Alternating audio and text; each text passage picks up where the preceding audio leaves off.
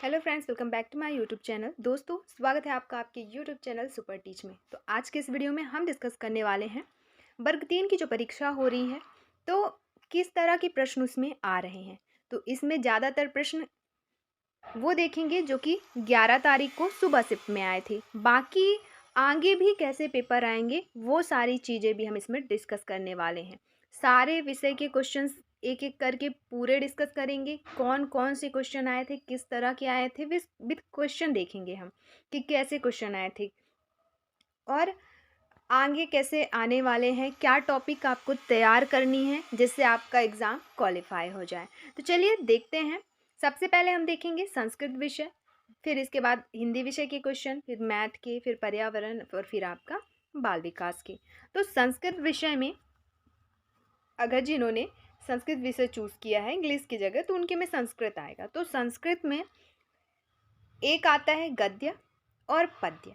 तो गद्य से लगभग 3 से 4 प्रश्न जो होते हैं वो होते हैं आपके सेम टू सेम गद्य से उठाए हुए, और जिसके आंसर आपको गद्य में ही मिल जाता है। एकदम लाइनें लिखी होती है, उन्हीं से एक शब्द गायब कर देगा और क्वेश्चन बना देगा। तो वो 4 प्रश्न कहने का मतलब एकदम इजी रहते हैं, और बाकी के 3 क्वेश्चन जो होते हैं वो उसी गद्य के शब्द होते हैं, लेकिन उन शब्दों का या तो आपको उपसर्ग पूछ देगा, या तो प्रत्यय पूछ देगा, या फिर उसी शब्द का पर्यायवाची पूछ देगा, या फिर उसी शब्द का समास विग्रह करने को कह देगा, या फिर संधि विग्रह। तो कहने का मतलब कि एक गद्य से लगभग 6 से 7 प्रश्न बनते हैं, 4 प्रश्न गद्य के और बाकी के 3 प्रश्न जो रहते हैं हिंदी व्याकरण मतलब संस्कृत व्याकरण के रहते हैं।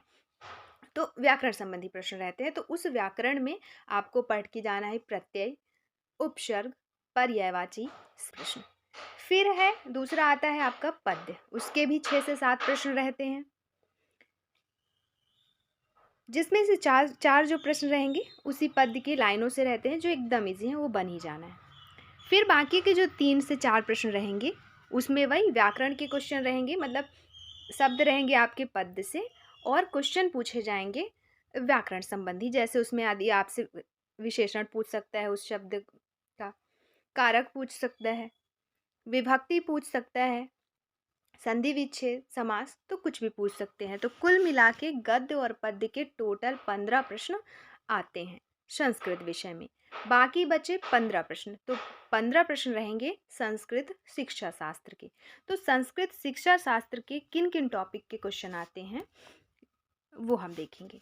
तो जैसे शिक्षण अधिगम से आएगा, जैसे आप पढ़ाने वाले हैं फ्यूचर में, तो आप किस तरह बच्चों को पढ़ाएंगे, कैसे सिखाएंगे उन्हें, उससे संबंधित एक प्रश्न रहेगा। फिर एक का आपने सुना होगा आगमन निगमन विधि, उससे संबंधित प्रश्न रहता है। फिर भाषा कौशल संबंधी प्रश्न पूछता है, और संस्कृत में ज़्यादातर जो आपका लेखन कौशल होता है उससे संबंधित प्रश्न पूछता है। तो आपको चारों कौशल पढ़ के जाने हैं। जैसे चारों कौन कौन से, जैसे सुनना, बोलना, लिखना, पढ़ना, जिसमें सबसे इम्पोर्टेंट आपको आपके लिए है आपका लिखना। सारे ही इम्पोर्टेंट है, लेकिन ज़्यादातर पूछे लिखने से संबंधित जाते हैं, तो आपको चारों ही अच्छे से पढ़ लेना है ये कौशल। फिर एक प्रश्न पूछेगा आगे आपसे छंद संबंधित, लाइनें दे दी जाएगी, या फिर जो आपका गद्य है ना उसी में से छंद पूछ लेता है कि ये जो पद्य है, ये इसमें कौन सा छंद है। ठीक है। फिर क्रियापद संबंधी प्रश्न रहेगा एक। फिर समृद्ध शिक्षा जो होती है एक, उसको प्रोत्साहित करने वाले प्रश्न जो होते हैं, तो उससे एक प्रश्न रहेगा। मूल्यांकन के प्रश्न रहते हैं, सतत एवं व्यापक मूल्यांकन के। फिर शिक्षण विधियों से संबंधित प्रश्न, प्राथमिक कक्षा के छात्र के लिए आप जैसे मातृभाषा की आवश्यकता है तो इससे संबंधित प्रश्न रहेंगे। इससे पहले क्या देखा हमने, लेखन कौशल एवं अन्य कौशल की उपयोगिता। तो लेखन कौशल इसमें पूछता है संस्कृत विषय में, इसीलिए इस पर ज़्यादा ध्यान देना है। नेक्स्ट है शिक्षण प्रारंभ किन वाक्यों से करनी चाहिए, ऐसे क्वेश्चन रहते हैं। फिर वाच्य आपको अच्छे से पढ़ के जाना है, कर्मवाच्य, कृत्यवाच्य, है ना, इससे प्रश्न आए थे। फिर है नेक्स्ट भाषा शिक्षण के लाभ और दोष संबंधित प्रश्न। अब जो ये शिक्षा शास्त्र के प्रश्न रहते हैं, इसमें आधे प्रश्न तो आपके समझ बेस पे रहते हैं, जैसे ये भाषा शिक्षण के लाभ दोष, आप बच्चों को कैसे पढ़ाएंगे, शिक्षण विधियाँ, इन सारी चीज़ें। फिर है अगला, कक्षा में पाठ्य पुस्तक की भूमिका क्या है, अर्थात पाठ्य पुस्तक पाठ्यक्रम संबंधी जो चैप्टर होता है आपका वो पढ़ना है। फिर रचनात्मक उपागम पढ़ना है। नेक्स्ट है बहुसांस्कृतिक पृष्ठभूमि, भाषा कक्षा में भाषा का उचित समीक्षा, ये आपको टॉपिक तैयार करनी है। फिर है अगला, विद्यालय जैसे दे दिया गया है तो इसमें कौन सा प्रत्यय लगेगा, विद्यालय में कौन सा प्रत्यय लगा है, तो जैसे लेप यहाँ पे आंसर हो जाता है, ऐसे ही तो आपको प्रत्यय अच्छे से पढ़ के जानी है। तो ये रहे पूरे क्वेश्चन, पूरे 30 नंबर के संस्कृत विषय के। ऐसे ही हम हिंदी विषय का देखेंगे क्वेश्चंस, पर्यावरण के भी देखेंगे, गणित के डिस्कस करेंगे और बाल विकास के। ये तो हिंदी विषय में भी आपके गद्य के 6 से 7 प्रश्न और पद्य के 6 से 7 प्रश्न पूछे जाते हैं। गद्य में भी 4 से 5 प्रश्न जो होते हैं वो गद्य की लाइनों से क्वेश्चन करे जाते हैं, जिसका आंसर आपको गद्य से ही देना होता है। लेकिन बाकी बचे 3 से 4 क्वेश्चन जो रहते हैं वो व्याकरण से रिलेटेड रहते हैं। शब्द उसी गद्य से उठा लिया जाता है और जैसे उसमें पूछ दिया जाएगा कि इस शब्द का पर्यायवाची क्या है, या फिर इस शब्द का समास विग्रह करें, या फिर इसका उपसर्ग क्या है, प्रत्यय क्या है। और गद्य में सबसे इम्पॉर्टेंट एक चीज़ पूछता है कि उपर्युक्त गद्यांश का शीर्षक क्या है। तो ये रहे 6 से 7 प्रश्न गद्य के। ऐसे ही पद्य के क्वेश्चन रहते हैं, जिसमें से 4 से 5 प्रश्न पद्यांश से रहते हैं, जिसका आंसर आपको उसी पद्य से मिल जाता है बहुत ही आसानी से। और 3 से 4 प्रश्न में व्याकरण से रिलेटेड रहते हैं, जैसे संधि विच्छेद करने को कह दिया, या फिर संधि विच्छेद दिया है, कौन सी संधि है ये बताना रहता है, कारक बताना रहता है, या फिर समास पूछ दिया, या फिर पर्यायवाची पूछ दिया, और उपर्युक्त पद्यांश का शीर्षक। तो ये क्वेश्चन रहते हैं गद्य और पद्य के। ऐसे हो जाते हैं आपके कुल मिला के 15 प्रश्न हिंदी के।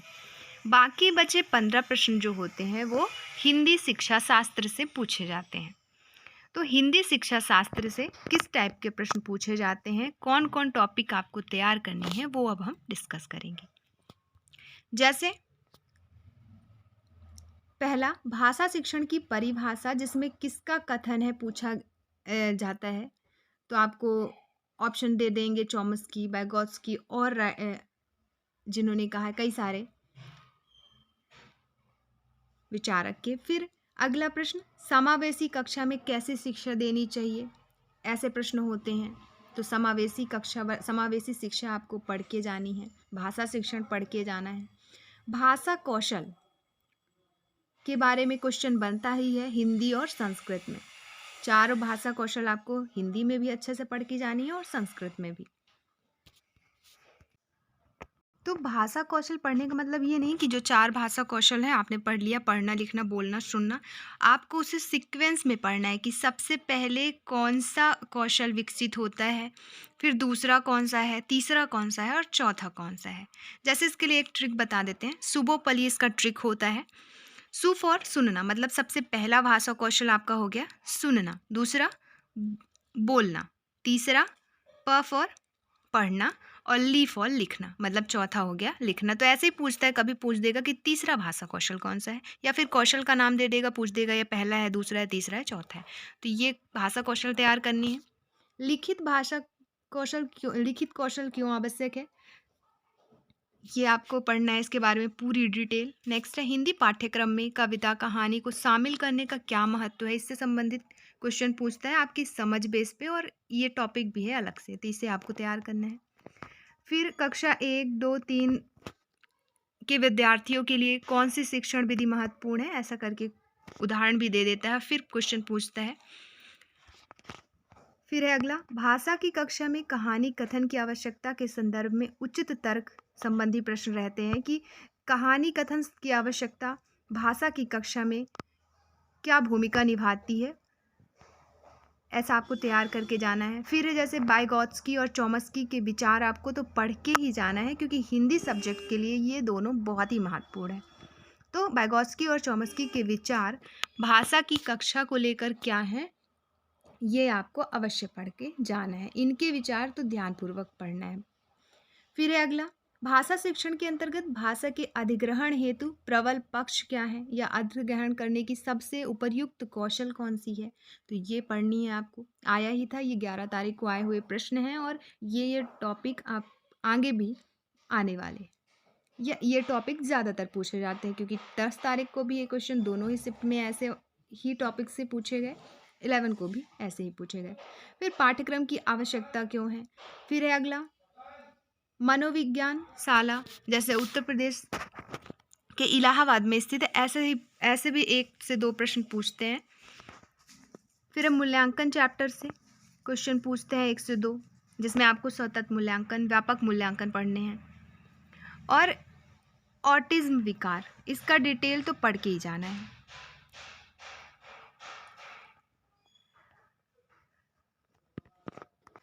अब हम डिस्कस करेंगे गणित विषय के प्रश्न।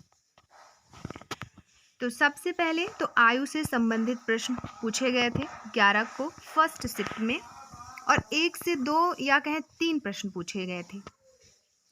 और किस टाइप के प्रश्न पूछे गए थे वो आगे हम देखेंगे। दूसरा, समकोण त्रिभुज की क्वेश्चन पूछे गए थे, उसमें परिमाप दे दिया गया था और तीनों कोण पूछा गया था कि क्या होगा। फिर प्रतिशत के प्रश्न थे, काफ़ी इजी क्वेश्चन थे, एकदम 0 लेवल के। फिर अनुपात के प्रश्न थे, ऐसा अनुपात के क्वेश्चन थे 2, जैसे A अनुपात 2 दिया गया है, B अनुपात C दिया गया है, तो A B C आपको बताना है। ऐसे 2 प्रश्न थे। ऐसे ही समानुपात के क्वेश्चन पूछे गए थे, जिसमें 4 सब अंक दे दिए गए थे और पूछा गया था कि इसमें ऐसा क्या, कौन सा अंक जोड़ दिया जाए कि ये सब समान अनुपात में हो जाए।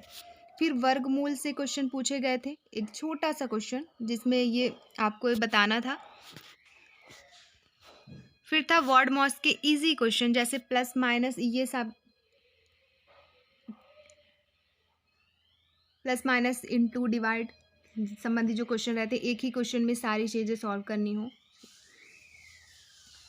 तो इसके क्वेश्चन थे वर्ड मॉस के। फिर था आपका एक ऐसा क्वेश्चन जिसमें स्टार करके दे दिया गया था, अब आपको इनमें से सब यहाँ पे इनका यूज़ कर करके इसे हल करना था, जो सही होता वही इसका आंसर होता। जैसे स्टार करके दिया गया है तो आपको सबसे पहले फर्स्ट ऑप्शन उठाना है, minus equal two plus into दिया है, तो फर्स्ट यहाँ पे माइनस, फिर यहाँ पे इक्वल टू, फिर यहाँ पे प्लस, और फिर आपको एक और शब्द दिया रहेगा वहाँ पे इंटू करके, और फिर इसे हल करना है। ऐसे ही सारे हल करेंगे। एक ऐसा ऑप्शन होगा जिसका यूज़ करके आप जब हल करेंगे तो दोनों इक्वल टू के इधर का भी संख्या सेम होगा और उधर का भी, तो वही आपका आंसर हो जाएगा। फिर एक क्वेश्चन पूछता है अनुपात से, जिसमें या तो पैसे और रुपयों का अनुपात पूछ देता है, या फिर मिनट और सेकंड का अनुपात पूछ देता है, या फिर मिनट और आवर का अनुपात पूछ देता है। तो 11 तारीख को पूछा था कुछ पैसे और रुपयों के बीच का अनुपात। फिर नेक्स्ट क्वेश्चन पूछा था विभाजित संबंधित,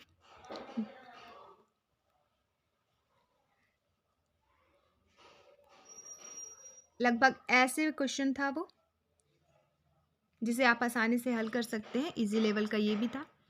फिर एक ये प्रश्न था, x प्लस 1/x है तो x square plus 1/x square क्या होगा। फिर आयु संबंधी जो क्वेश्चन पूछा था वो ये था, जिसे हम बोले थे आगे देखेंगे, तो ये यही प्रश्न था। इसमें पूछा गया था कि पिता की आयु अपने 3 पुत्रों की आयु के योग का 4 गुना है। 8 वर्ष बाद पिता की आयु 3 पुत्रों की आयु का 2 गुना हो जाता है, तो पिता की वर्तमान आयु क्या होगी, ऐसा प्रश्न पूछा था। फिर अगला प्रश्न था, अभी मैथ के क्वेश्चन अभी और आएंगे, कुछ शिक्षा शास्त्र के भी क्वेश्चन पूछे थे तो वो देखेंगे। 15 शिक्षा शास्त्र के क्वेश्चन रहते हैं, 15 आपके मैथ की। उपलब्धि परीक्षण क्या है, जैसे 2 दे देंगे ऑप्शन, या फर्स्ट शिक्षक निर्मित, दूसरा मानकीकृत, तो आपको ऑप्शन में ये रहेगा कि क्या पहला सही है, फिर ऑप्शन बी में क्या दूसरा सही है, सी में दे देगा कि दोनों ही सही है, या डी में दे देगा फिर ना तो एक और ना ही दोनों सही है। तो एक इस टाइप के क्वेश्चन आएंगे।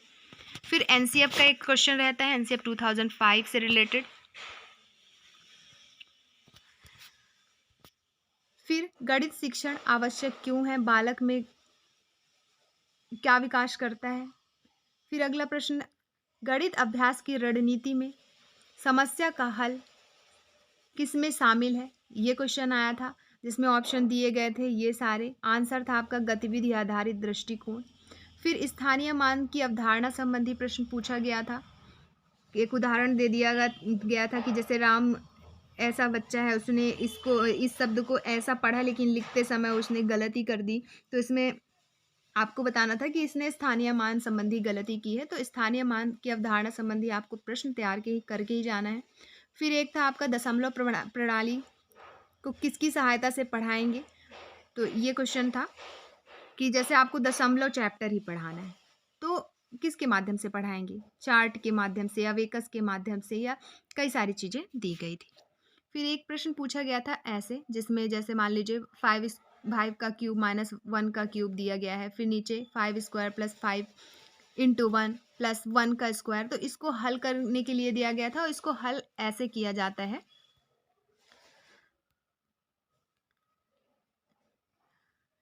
जब ऐसे क्वेश्चन दिया हो इसे ऐसा हल किया जाता है। 5 ये एक नियम ही होता है जिसका आंसर आया था ये।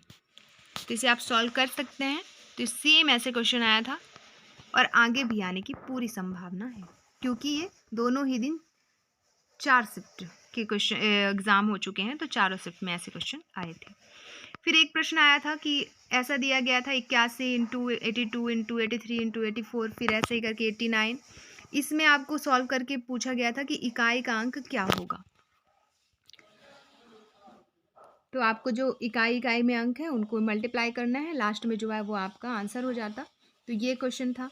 फिर एक था गणित की कक्षा में अनुपस्थिति को कैसे कम किया जा सकता है, ये क्वेश्चन था। नेक्स्ट क्वेश्चन था सेम ऐसे सीक्वेंस था, आपको हल करना था।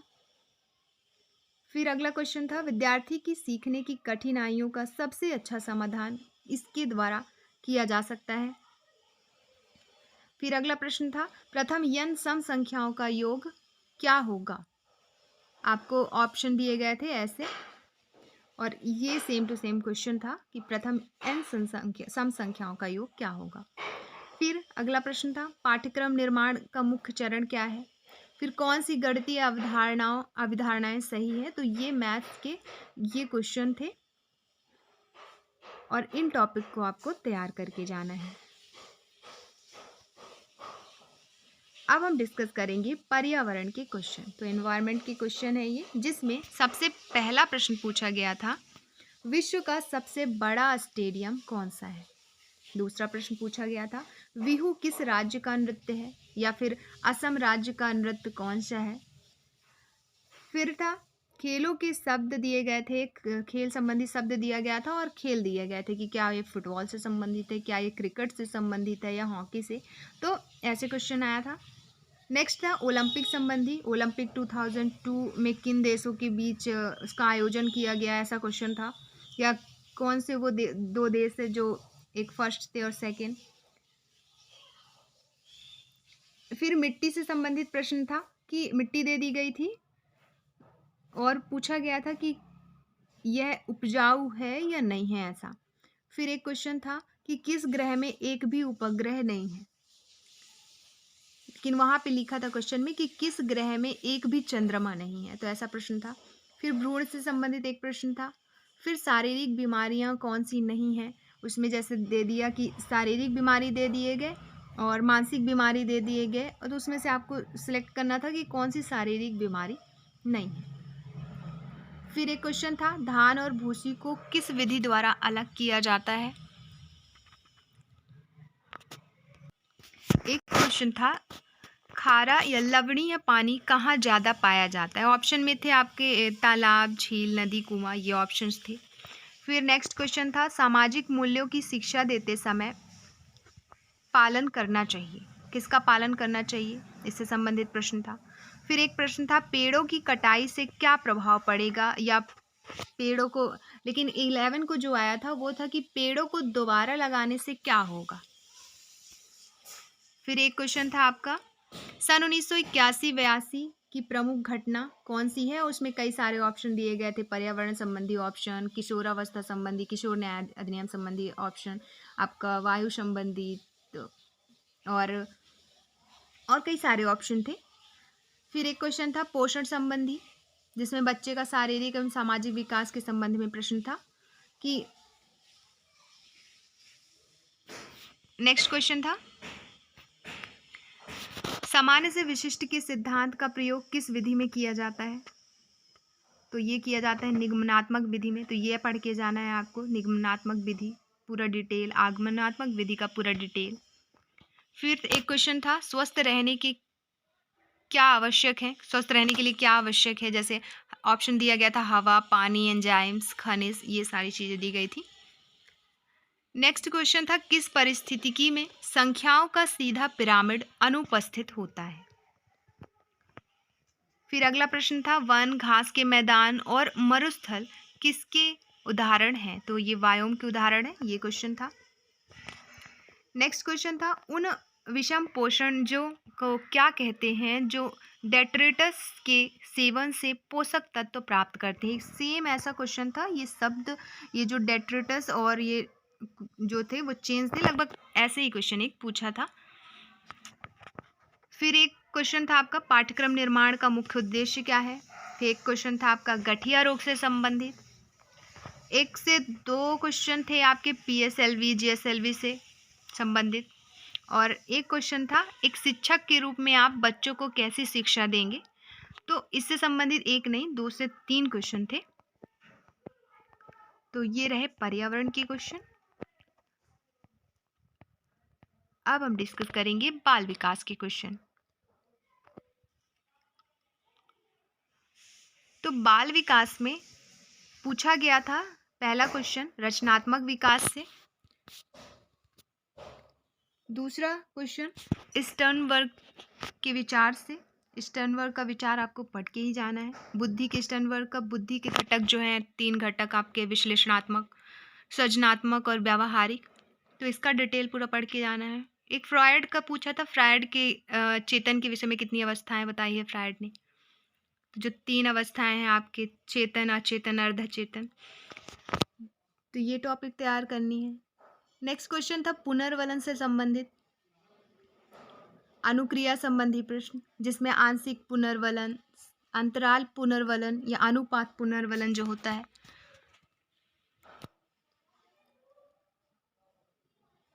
नेक्स्ट क्वेश्चन था वृद्धि एवं विकास संबंधी प्रश्न पूछे गए थे, तर्क पर आधारित थे वो। फिर क्रियात्मक कौशल को पहचानने संबंधी एक क्वेश्चन था। कई सारे चारों ऑप्शन थे, उसमें आपको पहचानना था कि कौन सा क्रियात्मक कौशल है।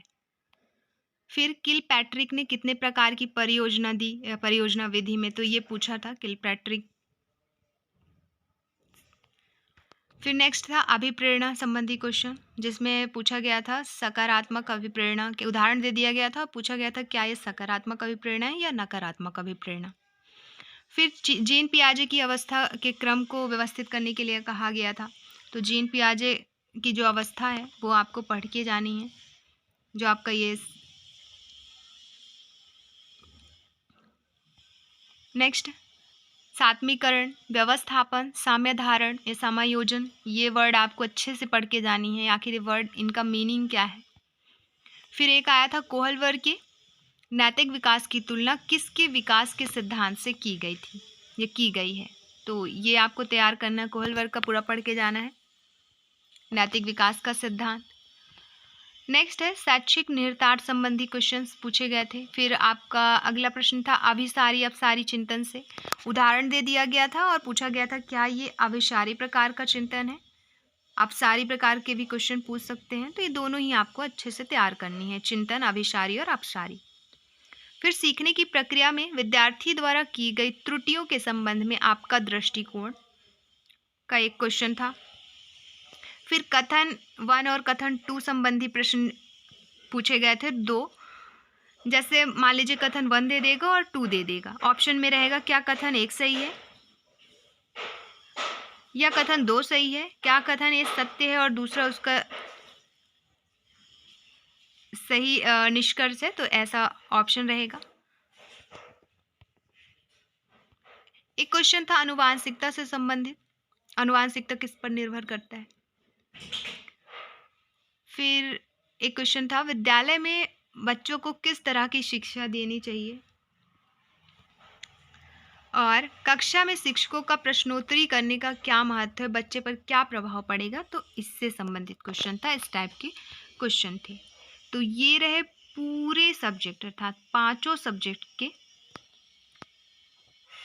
क्वेश्चनों की एनालिसिस। ऐसे प्रश्न आए थे 11 नवंबर को फर्स्ट शिफ्ट में, और आगे भी आने की पूरी संभावना है, क्योंकि 10 तारीख को पहले और दूसरे शिफ्ट में भी ऐसे ही टाइप के क्वेश्चन आए थे। तो आगे जिनका भी एग्ज़ाम है ये वीडियो उनको ज़रूर शेयर करें और 1 से 2 बार देख लें और इन टॉपिक को तैयार भी कर लें। बाकी हम आगे अगली तारीख का एनालिसिस ज़रूर करवाएंगे और अपलोड करेंगे। बाकी कोई भी डाउट हो आप कमेंट में पूछ सकते हैं। इस वीडियो में इतना ही, मिलते हैं नेक्स्ट वीडियो में। धन्यवाद।